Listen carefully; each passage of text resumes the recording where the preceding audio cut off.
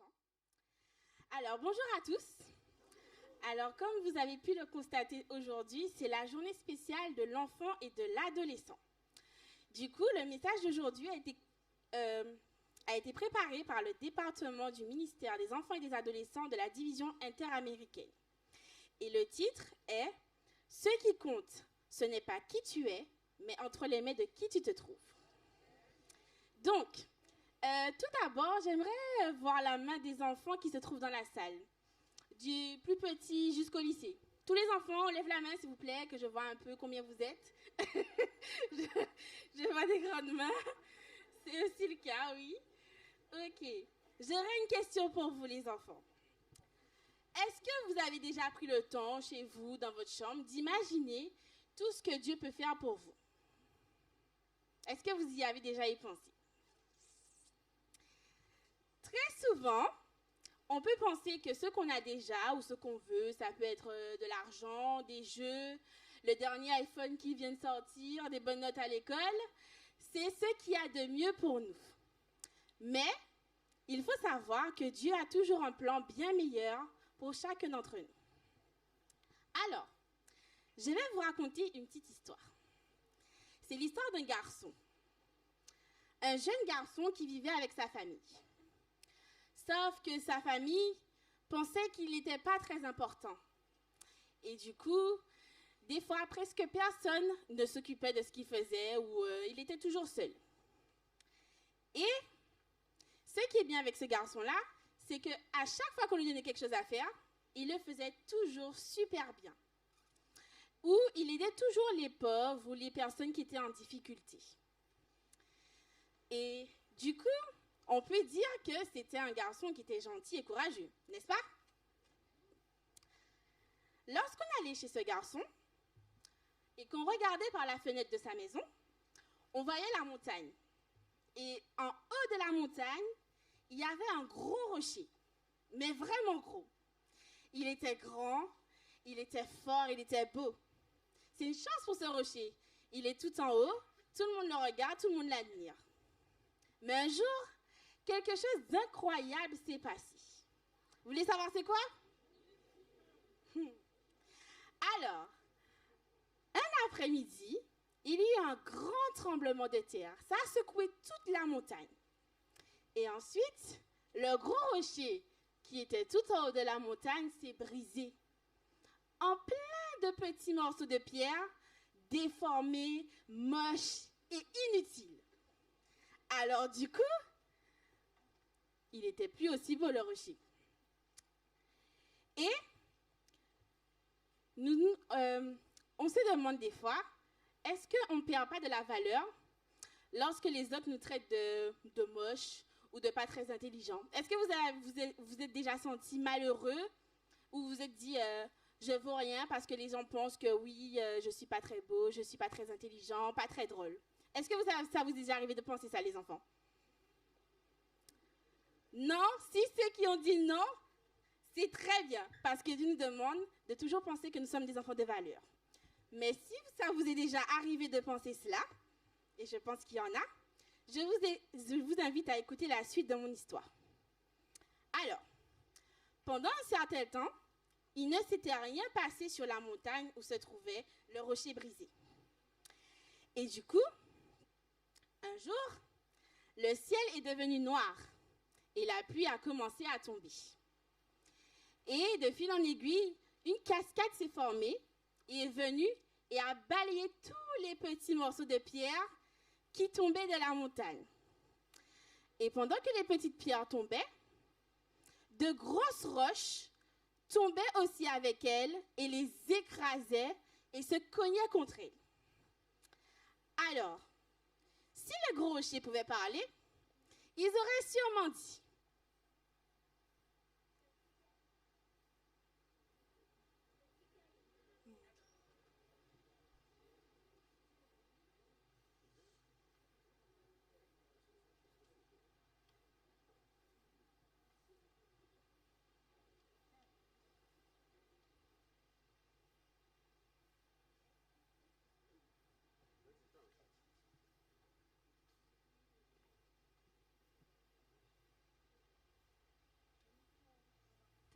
Test. Tiens,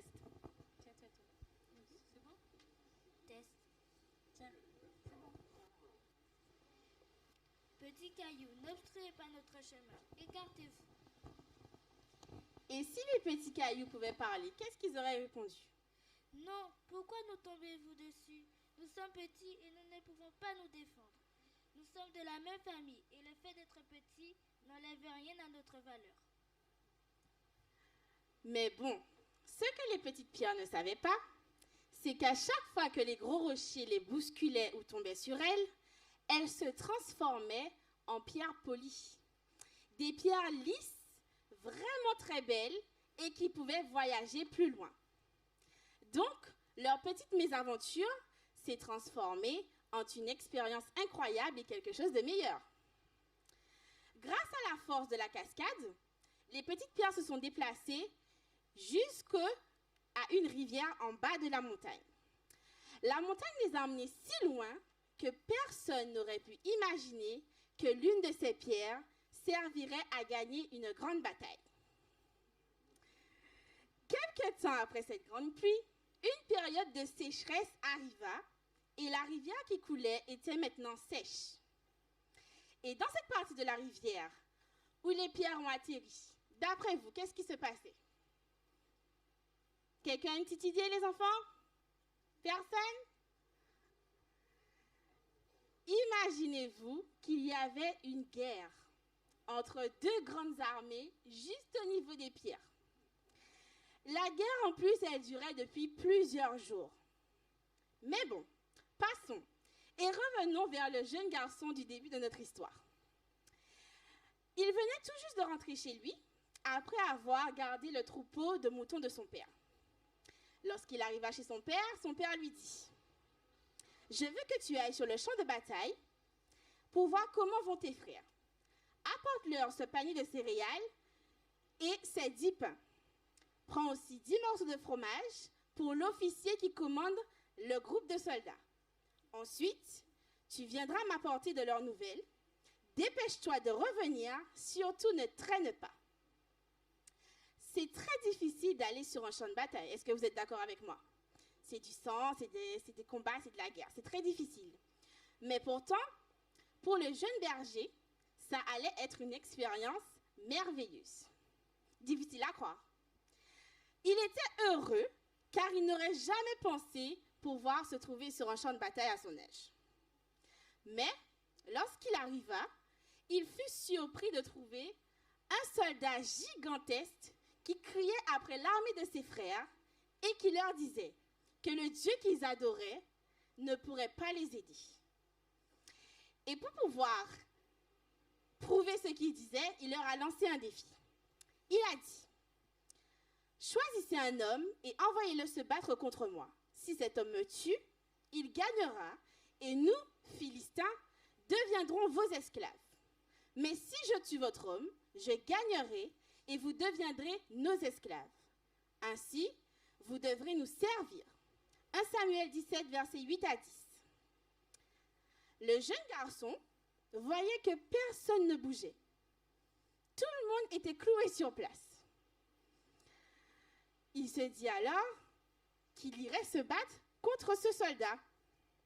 Il était rempli de zèle pour son Dieu à ce moment-là. Et bien qu'il soit petit, ça ne le dérangeait pas d'aller se battre. Lorsque un des soldats l'entendit, il le conduisit immédiatement voir le roi qui dirigeait l'armée. Et quelle surprise, le roi fut d'accord. Il voulait même lui donner toutes ses armes pour qu'il puisse combattre ce géant. Mais le jeune garçon ne pouvait pas les utiliser parce qu'il ne s'était pas entraîné à se battre comme un soldat. Alors, il regarda le roi et dit « Je me suis battu avec l'aide de Dieu contre un lion et contre un ours, et je les ai vaincus. Qui est ce Philistin pour maudire le nom de Dieu ?» Arrivé sur le champ de bataille, le jeune homme s'approcha du géant et dit « Tu viens te battre contre moi avec ton épée, ta lance et ton javelot. Mais moi, je viens me battre au nom de l'Éternel que tu maudis. » Mais la plus grande surprise pour tout le monde fut l'arme du petit garçon.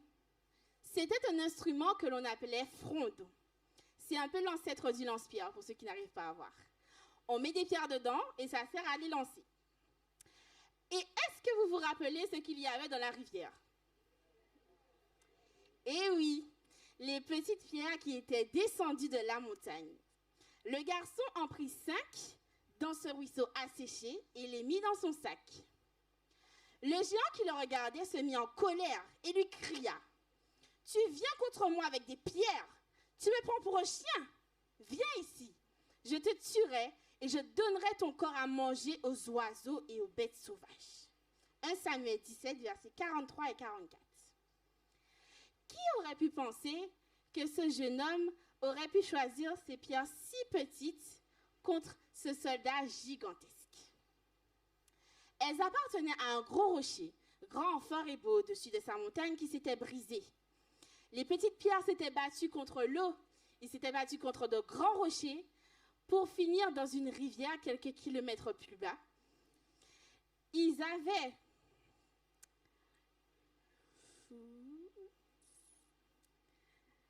ils ont atterri à plusieurs kilomètres de chez elles dans une rivière qui s'est asséchée, les exposant au soleil du jour, au froid de la nuit, ce qui les a rendus plus durs. Et voilà que maintenant, l'une d'entre elles se trouvait dans la main d'un berger. Quelle expérience incroyable! Soudain, le berger plaça sa pierre dans la fronde et il commença à balancer son bras avec force. Très vite, la pierre vola dans les airs. Qui aurait pu imaginer que cette petite pierre volerait un jour? Si elle avait pu parler, elle aurait peut-être dit « Regardez-moi, avez-vous déjà vu une pierre voler aussi vite ?» Puis soudain, elle s'arrêta net et quelque chose d'incroyable se produisit. Le garçon avait lancé la pierre en plein milieu du front du soldat géant. Le seul endroit de son corps qui n'était pas recouvert d'une armure a été transpercé par cette petite pierre. Alors, les jambes du soldat cédèrent et il tomba sous le regard étonné des deux armées. Le petit berger l'avait vaincu. Aussitôt, il alla prendre l'épée du géant et il coupa sa tête. L'armée se mit à crier « Hurrah! Bravo !» Mais ces félicitations, d'après vous, elles étaient adressées à la pierre ou au garçon? Elles étaient adressées au petit garçon qui avait vaincu le géant en lançant cette petite pierre. Donc on peut dire que la pierre n'était pas l'héroïne de l'histoire. C'est pas elle qui a vaincu le soldat.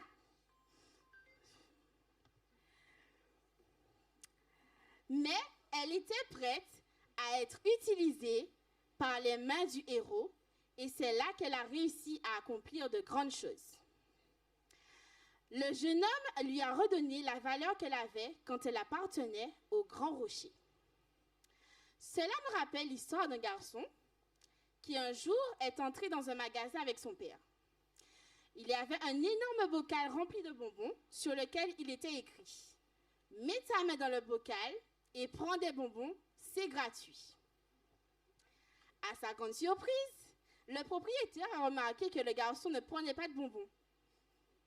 Et il pensait qu'il ne savait pas lire.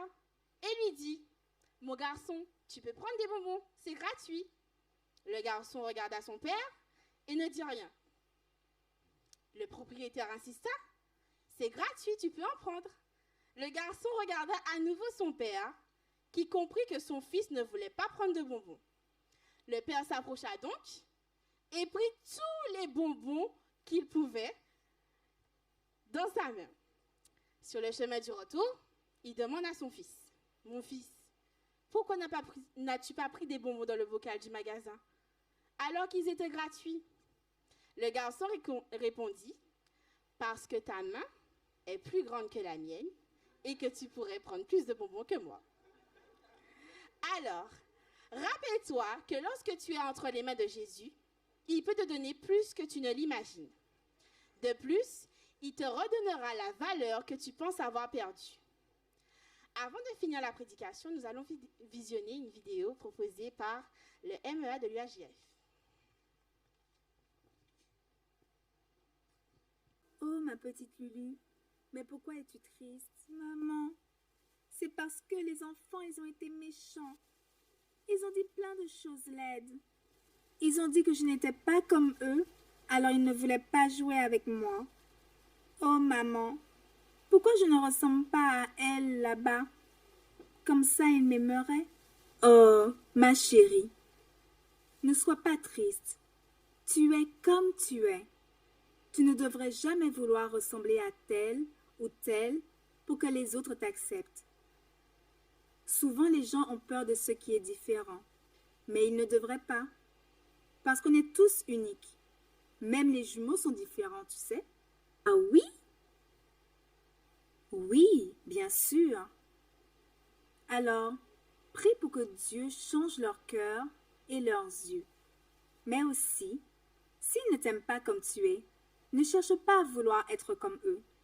Demande plutôt des amis sincères qui t'aiment comme tu es et s'intéressent à tes différences.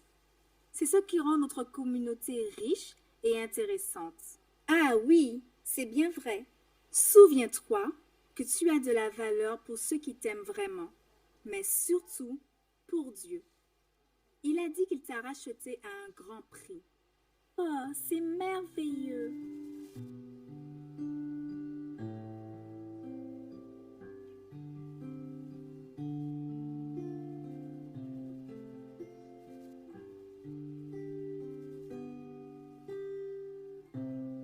Tout au fond de toi, je ne peux regarder.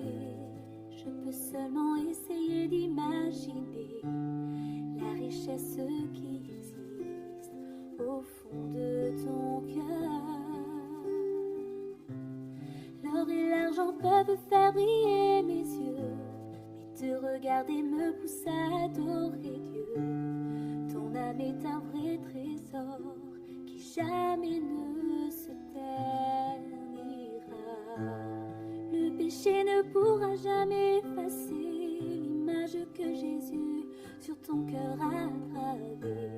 Ce que tu as fait ou n'as pas réussi ne peuvent rien changer. C'est Dieu qui t'a choisi. Ce qui fait de toi une personne de valeur n'est pas ce que tu as ou ce que tu sais faire. Voilà l'amour de Dieu pour toi, quel mystère. Tu es un miroir qui reflète l'image du Seigneur. Et si les gens ne te remarquent pas encore, le plus important est que Dieu reconnaisse ta valeur. Tu es inestimable, plus précieux que l'or et l'argent de la terre.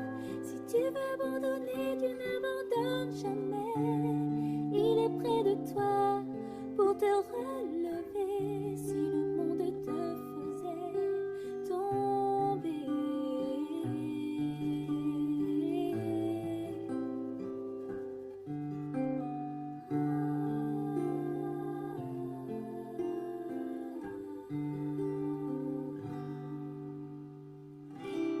L'or et l'argent peuvent faire briller mes yeux, mais te regarder me pousse à adorer Dieu.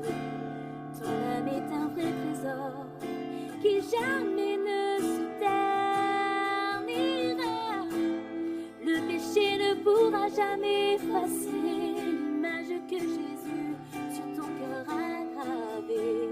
Ce que tu as fait ou n'as pas réussi ne peuvent rien changer.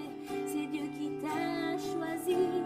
Ce qui fait de toi une personne de valeur n'est pas ce que tu as ou ce que tu sais faire. Voilà l'amour de Dieu pour toi, quel mystère. Tu es un miroir qui reflète l'image du Seigneur.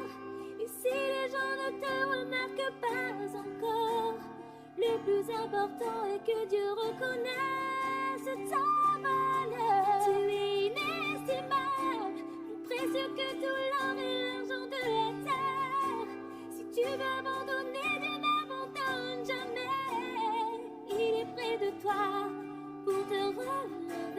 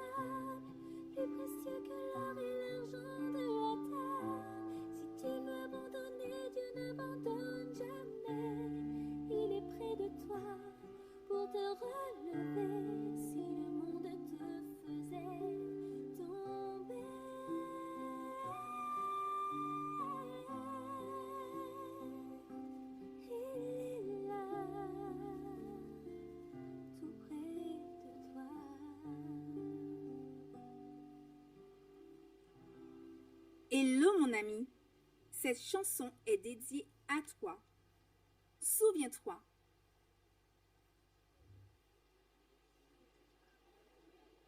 Tu es unique et tu as de la valeur.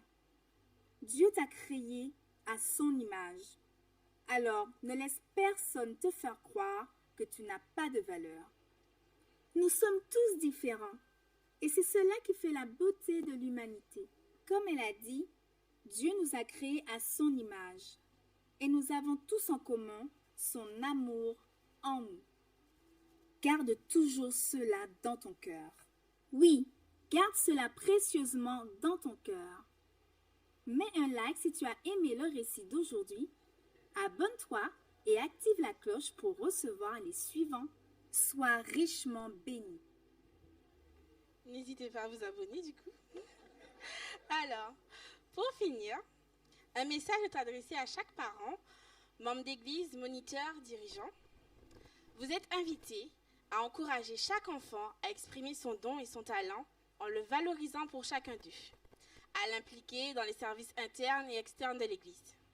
Nous jouons un rôle d'une grande importance dans la construction des enfants et des adolescents en leur permettant de développer leur estime d'eux-mêmes et leur confiance en Dieu afin qu'ils deviennent courageux comme David et soient en mesure d'affronter les moqueries, les changements qui arrivent et qui défendent le nom de Jésus en toutes circonstances.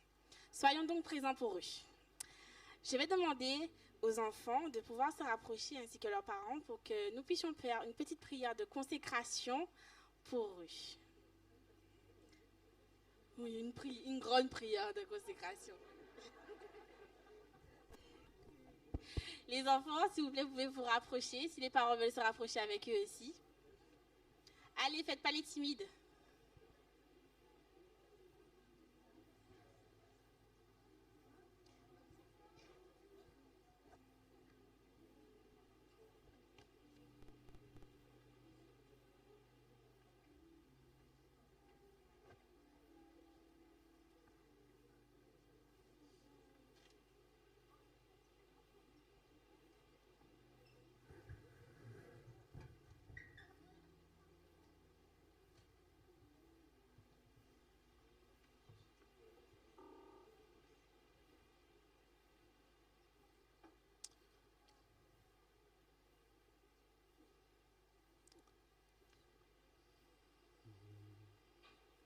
Jésus est au milieu de nous, son regard s'abaisse sur nous, sa douce voix l'entendez-vous. Je vous aime tous.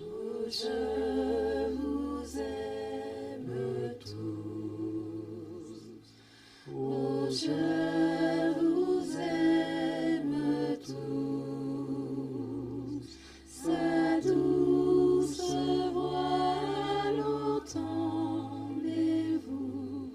Oh, je vous aime tous. Jésus est au milieu de nous, je veux vous bénir tous. Jésus est au milieu de nous, son regard s'abaisse sur nous, sa douce voix l'entendez-vous. Je veux vous bénir tous. Je veux vous bénir tous. Sa douce voix l'entendez-vous. Je veux vous bénir tous. Notre Père et notre Dieu, nous voulons te remercier pour cette journée de sabbat que tu accordes aux enfants et aux parents, à tes enfants que nous sommes à ton Église, réunis pour t'adorer. Nous voulons te remercier pour le fait que tu nous aies rappelé que nous avons du prix à tes yeux, qui que nous soyons. Tu nous aimes d'un amour éternel et tu nous conserves ta beauté. Tu nous as gravés sur les paumes de ta main chacun de nous. Nous les parents, et même les enfants, les adolescents, les jeunes, nous avons commis l'erreur de nous discréditer à nos propres yeux. Nous avons fait des remarques désobligeantes. Nous avons eu des regards, des attitudes qui ne reflètent pas le regard que tu as sur chacun de nous. Et nous voulons te demander pardon. Nous avons brisé nos enfants d'une manière ou d'une autre, par nos manières de faire. Peut-être par l'héritage de l'esclavage que nous avons reçu. Nous les avons traités avec dureté. Et ils ont une estime de soi très bas. Mais aujourd'hui, oh Dieu, tu nous montres que nous avons du prix à tes yeux. Nous avons de la valeur. Et nous voulons te demander d'une manière spéciale d'étendre ta main sur ces enfants, ces jeunes, ces adolescents, ainsi que leurs parents, tous nos amis qui sont venus adorer avec nous aujourd'hui, et leurs enfants, leurs familles. Et réclamer de toi, au nom de Jésus-Christ, une bénédiction particulière. Nous voulons, oh Dieu, que ta parole que nous avons entendue aujourd'hui par ta servante, ce message puissant que nous avons tous entendu, puisse rester gravé dans nos mémoires. Nos mains sont petites, mais la tienne est grande. Et nous voulons, Seigneur, que cette main remplie de bénédictions se répande sur nous comme les écluses des cieux s'ouvrent pour arroser chacun de nous. Alors bénis notre Église ici à Chauvel, avec tous ses enfants et ses jeunes, ses parents et ceux qui les encadrent. Nous avons une pensée particulière pour nos enfants, nos frères et sœurs de la Martinique, qui n'ont pas pu adorer à l'Église comme ils auraient souhaité à cause des émeutes de ce qu'ils vivent. Les églises ont été fermées, mais la main de Dieu est ouverte pour répandre sa bénédiction dans les cœurs ouverts de ses enfants.